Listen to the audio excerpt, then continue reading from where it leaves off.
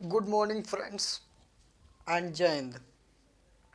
हम लोग पांच जगत में प्रोटेस्टा जो था, मोनेरा था और कवक पादप जंतु, इन पांच भागों में आर एच विटेकर ने 1969 में डिस्क्राइब किया था, जिसके बारे में हम लोग पढ़ रहे थे। टॉपिक था हमारा बायोलॉजी।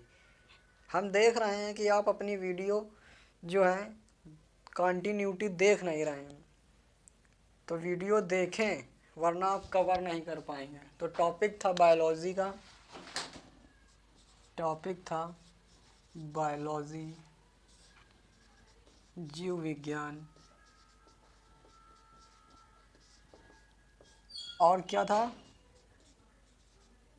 पांच जगत वर्गीकरण,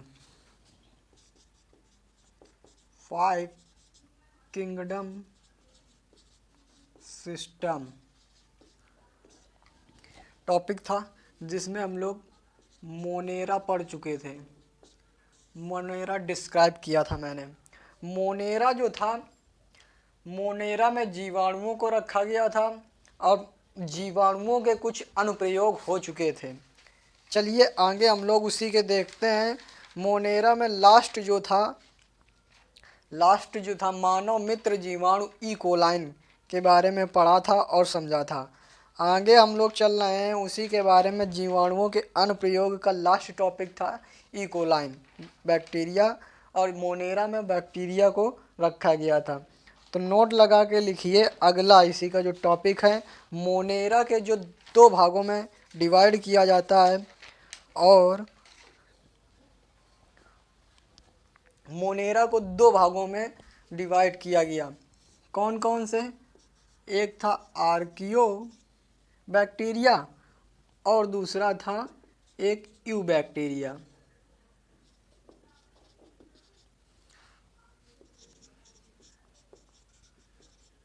ये दो भागों में इसको डिस्क्राइब किया गया। इसे बोलते हैं आध विकसित जीवाणु। इसे क्या बोलते हैं? आध विकसित जीवाणु। और इसे बोलते हैं पूर्ण विकसित जीवाणु। नोट लगा के लिख लीजिए। पृथ्वी पर प्रथम सजीव जो थे वह ये थे। पृथ्वी पर प्रथम सजीव जो थे वो यही थे, आध विकसित जीवाणु। और इन्हें जो कहते हैं पूर्ण विकसित जो, तो ये इन्हें वास्तविक जीवाणु भी कहते हैं। क्या कहते हैं? इन्हें वास्तविक जीवाणु भी कहते हैं। इसे वास्तविक जीवाणु भी कहते हैं। यह जो होते हैं ये हमेशा अनुकूल स्थिति में पाए जाते हैं। कौन सी स्थिति में? अनुकूल स्थिति में। और यह जो जीवाणु होते हैं यह विषम स्थिति में पाए जाते हैं। कैसी स्थिति में? विषम स्थिति में पाए जाते हैं। तो इसमें से टॉपिक मोनेरा को दो भागों में बांटा था। मोनेरा के अंतर्गत आने वाले जीवाणुओं को हमने पिछली वीडियो में पढ़ा था। अब हेडिंग डाल के लिखिए आर्कियो बैक्टीरिया। हेडिंग डालिए, हेडिंग डालिए आर्कियो बैक्टीरिया। टॉपिक है हमारा आर्कियो बैक्टीरिया।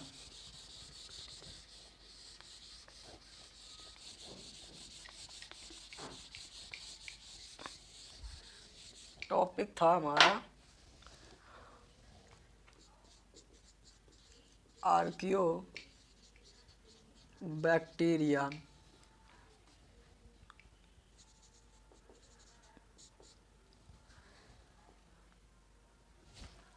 आद जीवाणु।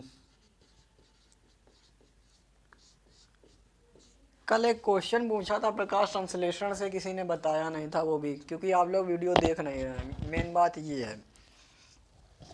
तो यह जो बैक्टीरिया होते हैं ये अति लवणता वाले क्षेत्रों में पाए जाते हैं। अब ये अति लवणता वाले क्षेत्रों में पाए जाते हैं, तो इसका एग्जाम्पल कौन सा होता है? तो एग्जाम्पल इसका होता है हेलोफिलस जीवाणु।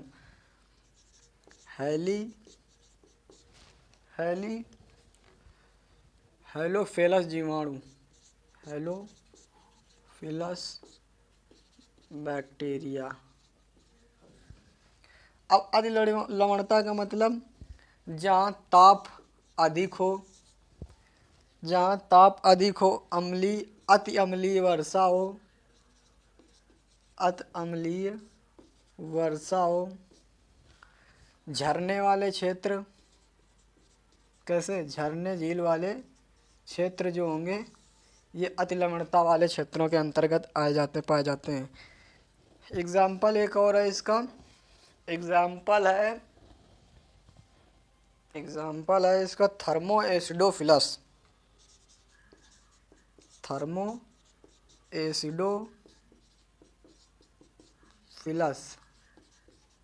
नोट लगा के लिख लीजिए। चलिए इतना नोट कीजिए, फिर आगे बढ़ते हैं।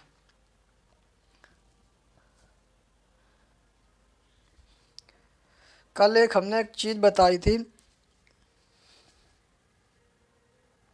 कल हमने एक चीज़ पूछी थी कि एजोटोबैक्टर या राइजोबियम बैक्टर जो होता है, ये राइजोबैक्टर या राइजोबियम बैक्टर किन पौधों में पाया जाता है? तो दलहनी पौधों में पाया जाता है। अब दलहनी पौधों में, दलहनी क्षेत्रों में पाए जाने वाले बैक्टीरिया का नाम पूछा गया है, तो नोट लगा के वो दलहनी पौधों में पाए जाने वाला राइजोबियम बैक्टीरिया था। अब दूसरा क्वेश्चन है दलहनी क्षेत्रों में पाए जाने वाले बैक्टीरिया का नाम बताएं, तो नोट लगा के लिखिए। इतना नोट कर लिया होगा आप लोगों ने। अब इसी में क्वेश्चन है कि दलहनी पौधों में पाए जाने वाले बैक्टीरिया का नाम बताएं।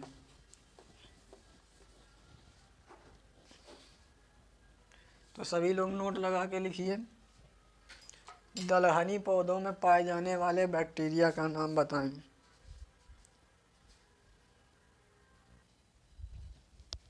दलहनी क्षेत्रों में पाए जाने वाले बैक्टीरिया का नाम, कौन से? दलहनी क्षेत्रों में पाए जाने वाले बैक्टीरिया।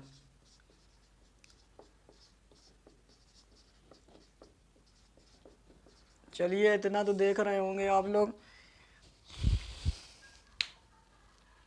तो दलहनी पौधों में, दलहनी क्षेत्रों में पाए जाने वाले बैक्टीरिया का नाम मेथोजोन बैक्टीरिया होता है।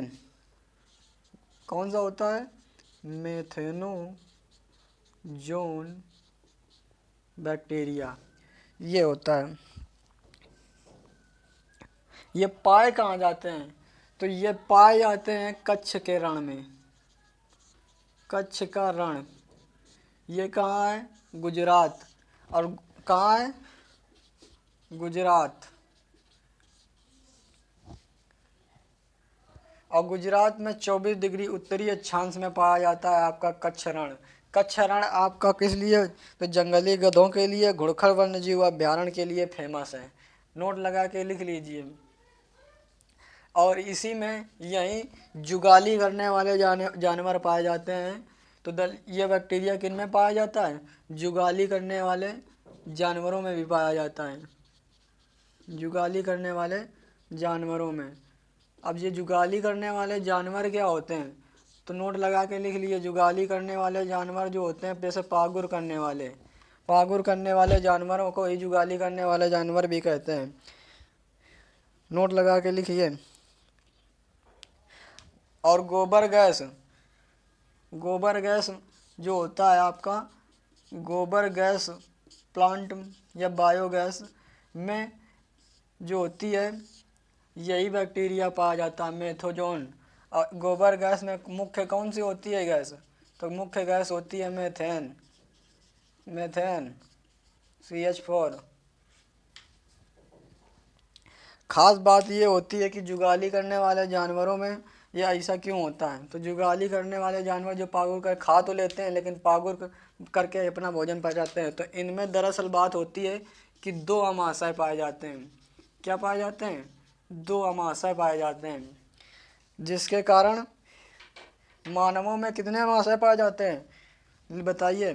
तो मानवों में दो अमाशय एक अमाशय पाया जाता है जो सीधे पाचक करता है, शब और जो पागुर नहीं कर सकता। अब इसी में एक क्वेश्चन बनता है कि जिनमें दो अमाशय पाए जाते हैं उन जानवरों को उन्हें कहते क्या हैं? तो उन्हें लिख लीजिए, उन्हें रूमिनेंट कहते हैं। रूमिनेंट जानवर, रूमिनेंट कहते हैं। जिनमें दो अमाशय पाए जाते हैं जिन जानवरों में, उन्हें रूमिनेंट के नाम से जानते हैं। नोट कर लीजिए। अब ये थे अभी आधे विकसित जीवाणुओं के बारे में थोड़ा डिस्क्रिमिनेशन। अब चलते हैं यूबैक्टीरिया के बारे में थोड़ा जान लेते हैं। नोट कर लिया होगा उम्मीद है।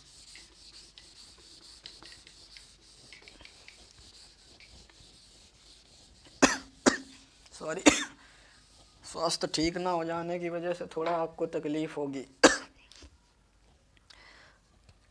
अब आते हैं यूबैक्टीरिया।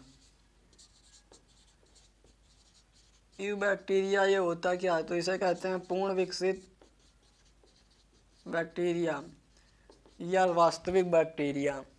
नोट लगा के लिखिए। ये कितने प्रकार के होते हैं? तो ये भी दो प्रकार के होते हैं। एक होते हैं परपोषी,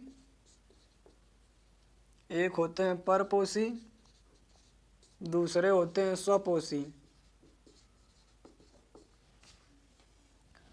परपोषी स्वपोषी दो प्रकार के होते हैं। इसे बोलते हैं हेट्रोट्रॉप्स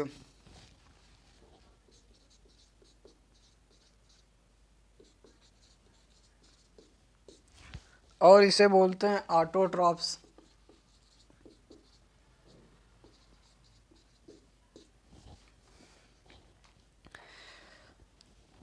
परपोषी क्या होते हैं? जो अपना भोजन दूसरों पर निर्भर करते हैं, जो अपने भोजन के लिए दूसरों पर निर्भर हों। किस पर? दूसरों पर निर्भर हों, वह होते हैं परपोषी। और जो अपना भोजन स्वयं बनाते हों,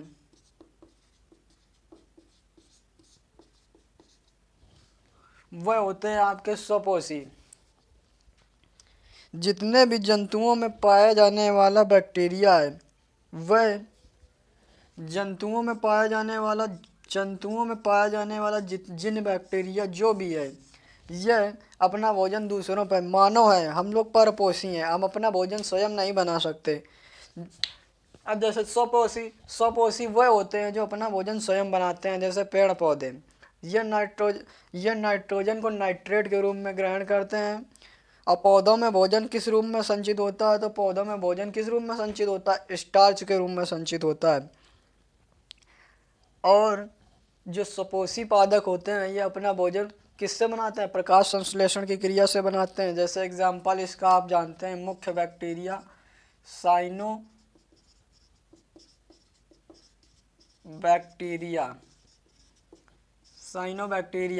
साइनोबैक्टीरिया का दूसरा नाम नीलहरित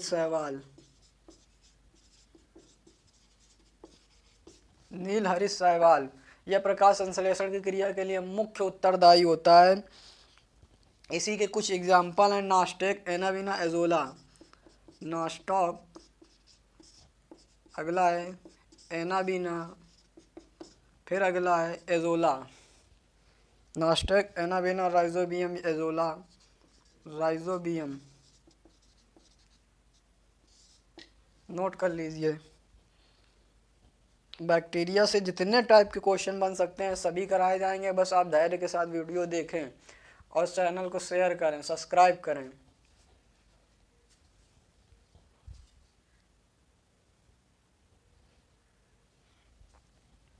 चलिए, नोट कर लिया होगा, आगे चलते हैं।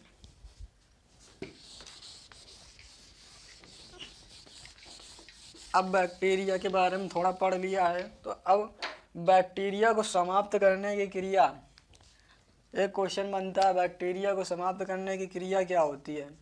तो बैक्टीरिया को समाप्त करने की क्रिया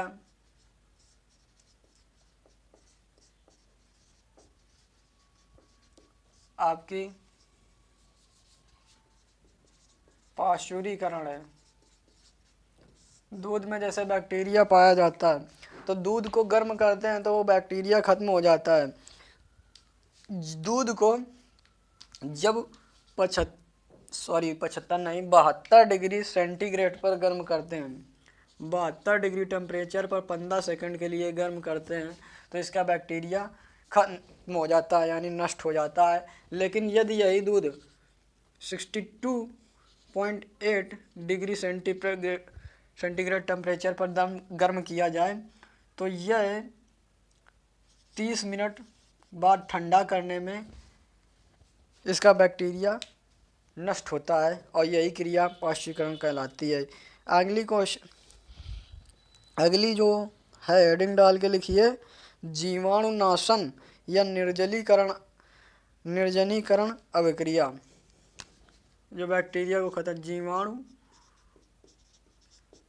नाशन या निर्जलीकरण अभिक्रिया। निर्जनीकरण दो प्रकार की, ठीक, इसी को बोलते हैं। तो डॉक्टरों द्वारा औजारों में जीवाणु से जो नष्ट किया जाता है, डॉक्टरों के जो औजारों में जीवाणु होते हैं उनको नष्ट करने की क्रिया यही है निर्जलीकरण।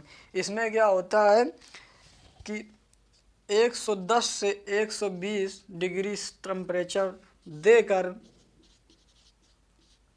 देकर 15 मिनट के लिए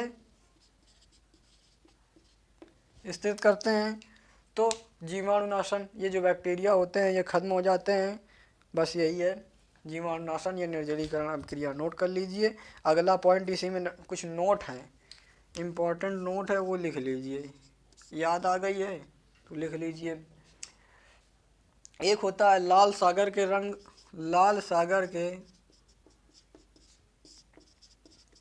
लाल होने का रंग किस बैक्टीरिया के कारण होता है, किस बैक्टीरिया के कारण होता है, तो बताएं जल्दी से। नोट कर लीजिए, इसका नाम है ट्राइकोडेस्मियम इरीथियम। तो इसका नाम है ट्राइकोडेस्मियम इरीथियम। ये लाल सागर के लाल होने का मुख्य उत्तरदायी होता है।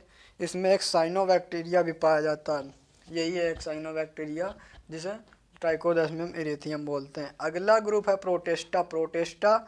अब ये मोनेरस वर्ग यानी जीवाणुओं से जितने भी क्वेश्चन बनने थे बन चुके हैं, इससे बाहर आपसे कहीं भी नहीं पूछा जाएगा, गारंटी है। फिर इसके बाद अब अगला टॉपिक डालिए प्रोटेस्टा वर्ग। और प्रोटेस्टा वर्ग में जानते हैं आप लोग क्या आता है, अमीबा, पैरामीशियम, यूग्लिना, ये जितने भी हैं ये सब प्रोटेस्टा वर्ग, और प्रोटोजोआ भी इसी के अंतर्गत आता है। और ध्यान से पढ़िए।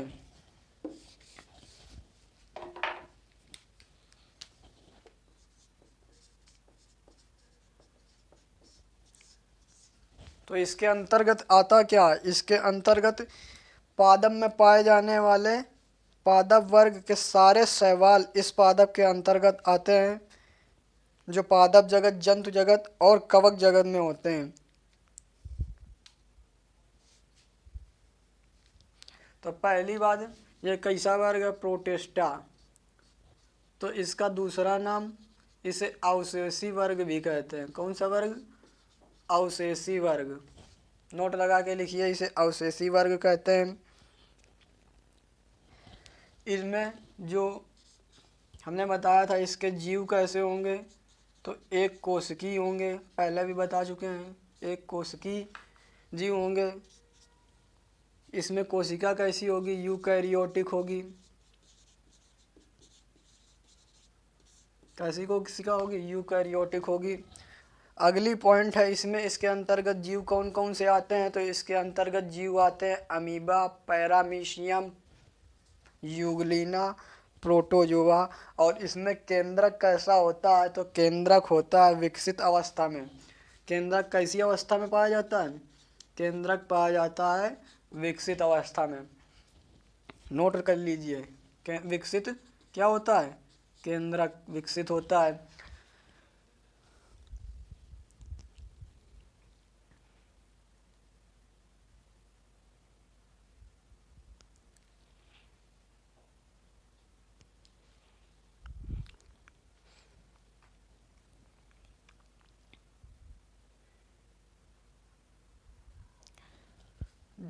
तो लिख लीजिए, पादप जगत, जंतु जगत और कवक, ये तीनों को सेटिस्फाइड नहीं कर रहे थे।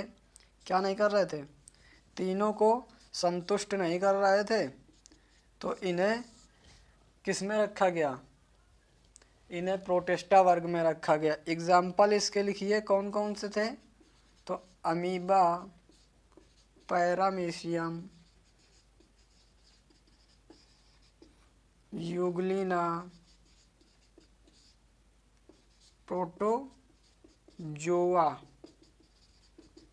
ये चार थे आपके जो इनको। और इसी में एक पॉइंट बनता है कि इनके सारे शैवाल किस वर्ग के अंतर्गत आते हैं? तो ये सारे जगह शैवाल पादप वर्ग के अंतर्गत आते हैं। ये सारे इसके सारे शैवाल जो हैं, सारे शैवाल पादप वर्ग के अंतर्गत आते हैं, पादप वर्ग के अंतर्गत आते हैं। नोट कर लीजिए।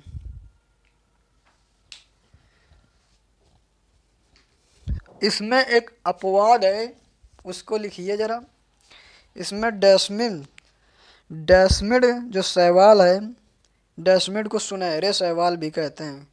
तो इसमें एक अपवाद है डेस्मिड। इसका अपवाद वर्ग लिखिए। अपवाद क्या है? अपवाद है डेस्मिड। डेस्मिड को सुनहरे शैवाल भी कहते हैं। क्या कहते हैं? सुनहरे शैवाल।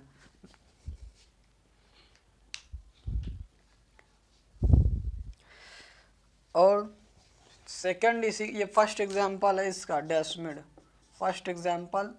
एंड सेकंड एग्जाम्पल है इसका डायटम्स। इसका सेकंड एग्जाम्पल है डायटम्स। डायटम्स कहाँ पाया जाता है? तो ये पाया जाता है कांच के घरों में। कांच के घरों में पाया जाता है डायटम्स। नोट कर लीजिए। उम्मीद है नोट कर लिया होगा आप लोगों ने। नोट कर लिया हो तो बताइए, आगे चलते हैं। तो प्रोटिस्टा वर्ग में, अच्छा इसी से एक क्वेश्चन बनता है प्रोटिस्टा वर्ग के कि इनकी जो कोशिका होती है वह किस चीज़ की बनी होती है? तो इनकी जो कोशिका होती है यह सिलिका की बनी होती है। किस चीज़ की बनी होती है? कोशिका जो होती है इनकी किस चीज़ की बनी होती है? सिलिका की बनी होती है। पहली बात तो ये कोशिका होती है, अब बनी किस चीज़ की होती है? तो ये बनी सिलिका की होती है। अब सिलिका का सूत्र क्या होता है? SiO2। इसी में इसे बालू भी कहते हैं। बालू। पानी में जब व्यक्ति मरता है, पानी में जब व्यक्ति मरता है तो इसमें जिसको श्वसन के कारण ये बालू जिसके फेफड़ों में चली जाती है, जिसकी पहचान होती है, तो इससे पता चलता है कि व्यक्ति अगर व्यक्ति को मार के पानी में फेंक दिया जाए, फिर उसमें जो व्यक्ति वैसे मारा होगा, डेथ हुई होगी, उसके फेफड़ों में बालू नहीं होगी। यदि किसी व्यक्ति की पानी में मृत्यु होती है तो ये बालू पाई जाती है फेफड़ों में। तो जांच में ये सब पता चल जाता है कि कैसे होता है। अगला डालिए इसी का यूग्लिना। यूग्लिना डालिए हेडिंग। तो अगली हेडिंग है यूग्लिना, जो इसी के अंतर्गत आता है। तो पहली बात, इसके लिए दो महत्वपूर्ण बातें हैं कि यह किस में पाया जाता है, यह शुद्ध जल में पाया जाता है, और दूसरी बात स्थिर जल में पाया जाता है। जैसे झीलें हो गई आपकी, तालाब हो गया, क्या हो गया, झील तालाब, झील कॉमा तालाब पाए कहाँ पाए जाते हैं, झीलों में पाए जाते हैं, तालाब में पाए जाते हैं। कुछ वैज्ञानिकों ने इन्हें पादप कहा और कुछ ने इन्हें जंतु कहा। तो ये किसमें, पादप ना होकर, पादप या जंतु ना होकर किस वर्ग में आते हैं, प्रोटिस्टा वर्ग में आते हैं। अगली बात आती है पादप एवं जंतु के बीच की कड़ी क्या है, तो पादप एवं जंतु के बीच की कड़ी क्या है, युगलीना है।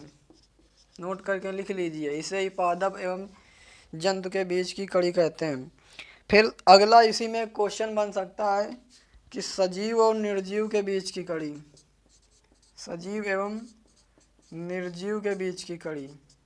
तो जल्दी से बताएं, सजीव एवं निर्जीव के बीच की कड़ी क्या होती है, तो ये होती है आपकी वायरस। क्या होती है, वायरस, जिसे बोलते हैं हिंदी में विषाणु। फिर अगली क्वेश्चन आता है कि पक्षी एवं सरीसृप की बीच की कड़ी, तो क्या, पक्षी एवं सरीसृप के बीच की कड़ी, तो पक्षी एवं सरीसृप के बीच की कड़ी क्या होती है, तो लिख लीजिए आर्कियोप्टेरिस। आर्कियोप्टेरिस, आर्कियोप्टेरिस जो होती है उपटेरिक, ये होती है पक्षी एवं सरीसृप के बीच की कड़ी। अगला क्वेश्चन, जहाँ स्थिति अनुकूल होती है, हमने बताया था अभी कुछ थोड़ी देर पहले कि ये क्या होते हैं, तो जहाँ स्थिति अनुकूल होती है वहाँ प्रकाश संश्लेषण की क्रिया होती है। और प्रकाश संश्लेषण की क्रिया किस में होती है, स्वपोषी में होती है। तो स्वपोषी कौन से होते हैं, तो स्वपोषी आपके पादप होते हैं। और जहाँ प्रकाश संश्लेषण की क्रिया नहीं होती, जैसे वह विपरीत स्थिति होती है, जैसे जंतु हो गया, मानव हो गया, ये अपना खाना स्वयं नहीं बना सकते। खाना बनाने का मतलब होता है भोजन कि अब मानव के पास कहने को तो है कि वो खाना बना सकता है, लेकिन मानव क्या अपना स्वयं, जैसे गेहूँ है, गेहूँ अपना बालियम पेड़ में खुद उगता है, मानव क्या खुद गेहूँ उगा सकता है, ये खुद बना सकता है, वो तो एक पदार्थ सब मैटर्स दे दिए जाते हैं, तो उसकी वजह से आप कुछ भी कर सकते हैं। बाकी कहने का मतलब मेरे समझ गए होंगे। अगली हेडिंग डालिए स्लाइम माउड। इसी में चौथा ऑप्शन आता है अवपंक कवक। अब इसके बारे में थोड़ा पढ़ लेते हैं, तो नोट हो गया होगा।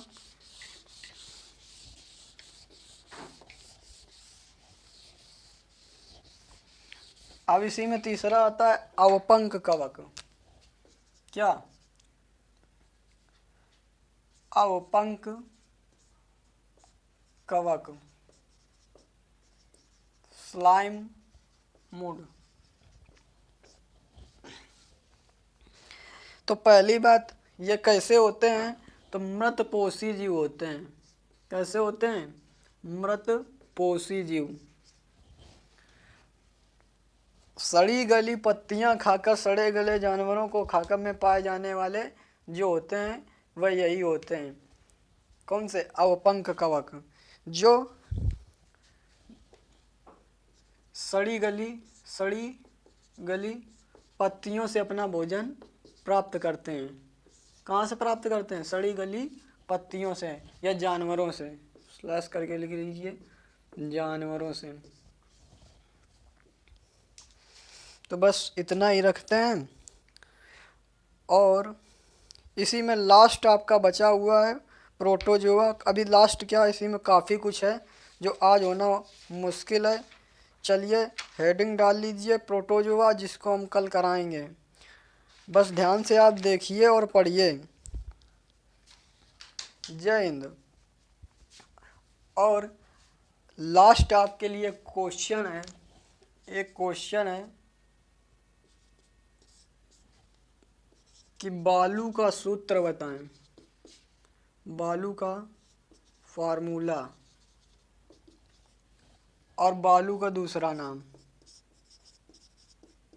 बालू का सेकंड नेम।